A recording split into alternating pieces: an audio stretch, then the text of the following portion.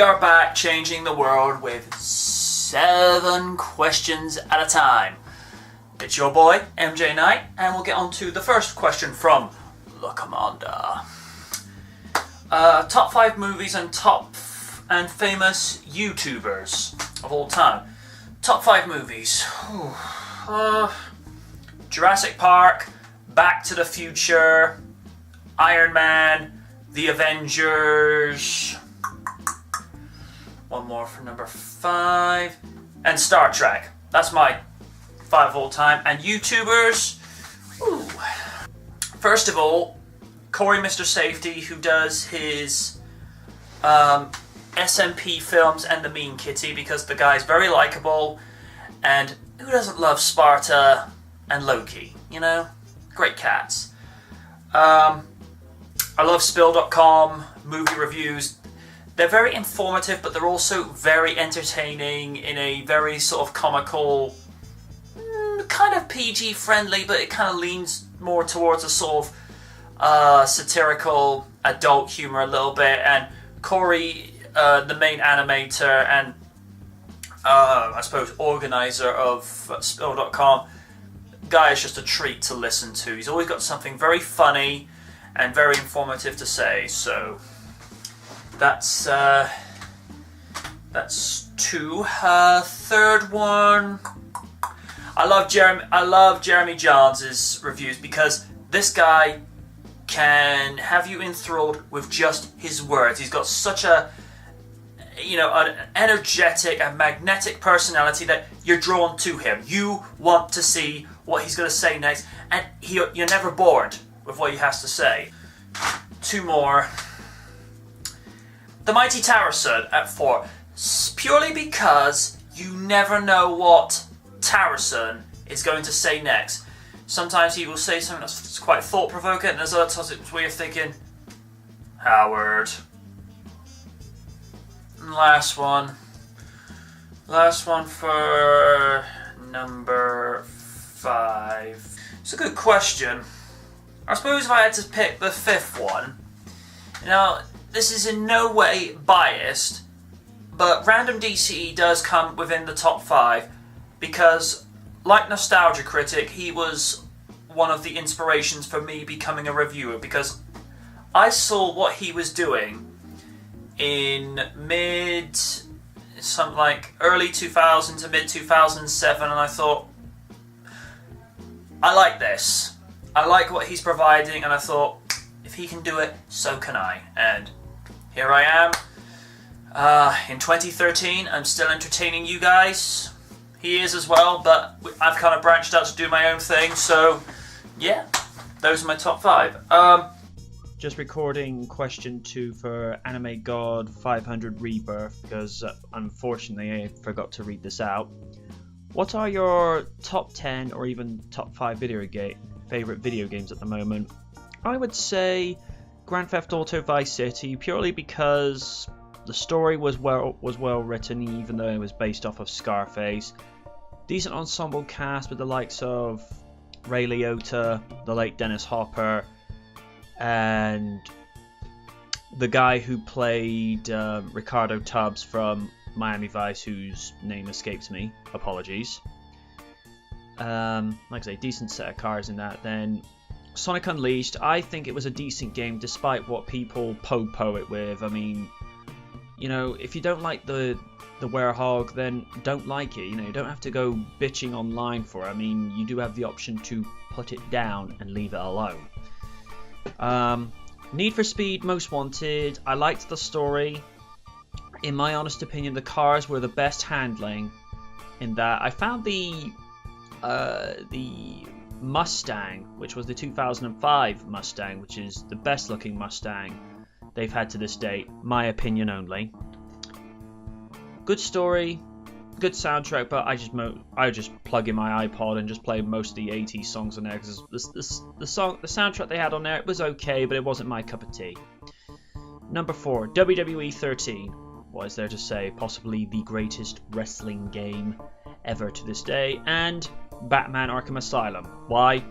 Because it's a good Batman game. Hope that answers your question. Question from the Firebird. What is the crossover you do not wish to see the light of day? And he has pointed this out in an edition. This could be anything from movies to video games and whatnot. That's a real tough question. I suppose if I had to pick one, I wouldn't like to see a crossover between Jurassic Park and Godzilla. It's not something, plus the dinosaurs of Jurassic Park would be rather redundant. That's only one I can think of. Question from A-Log. Here's my question. Which characters from Satam, Archie, Sonic the Comic would you like to see in the games? If so, how? If so, why? And how for each? I would like to see Sally Acorn be placed in within the games at some stage. Now, people say, well, she has been in Sonic Spinball only as a picture. Let's get something in perspective. Purely because she does bring a lot of cohesiveness to the story. She's very intelligent, very quick-witted and resourceful. I'd probably like to see Mina Mongoose be placed in because she's such a fan favourite character of the Archie series, and I would like to see more characters brought in that the fans love, as opposed to what Sega do, where they say, right, here's this new character, you're going to love it. It's like, no, we want this character. It's like, yeah, but you'll love it. So I was like, no. We want this character. This one here sucks. And all that jazz. I would like to see Short Fuse the Cybernet get placed in the games at some stage because it'd be something different.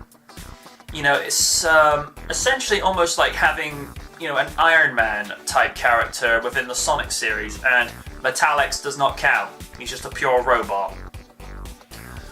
Question 5. What a surprise from Firebird.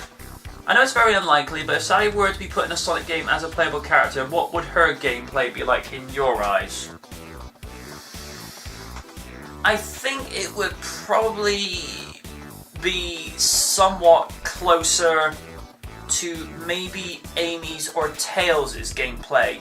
Not for the attributes. I don't expect Sally to go, wailing around a Pico hammer, or for her to be flying in the air with the aid of her tail, which would be almost next to near impossible given how small that tail is. I think it's just that based upon the fact that it'll be at a level where she's able to go at her own pace, because let's put it this way. You try and get one of the characters to match Sonic's breakneck speed, it's next to near impossible. If anything, I would actually like to see Sally's style of gameplay to be like that of Lara Croft Tomb Raider, where she'll fight when necessary, but a lot of the time she's actually investigating, she's actually doing a lot of research, and I think that would suit Sally's style of gameplay to a T. Question 6 from Firebird.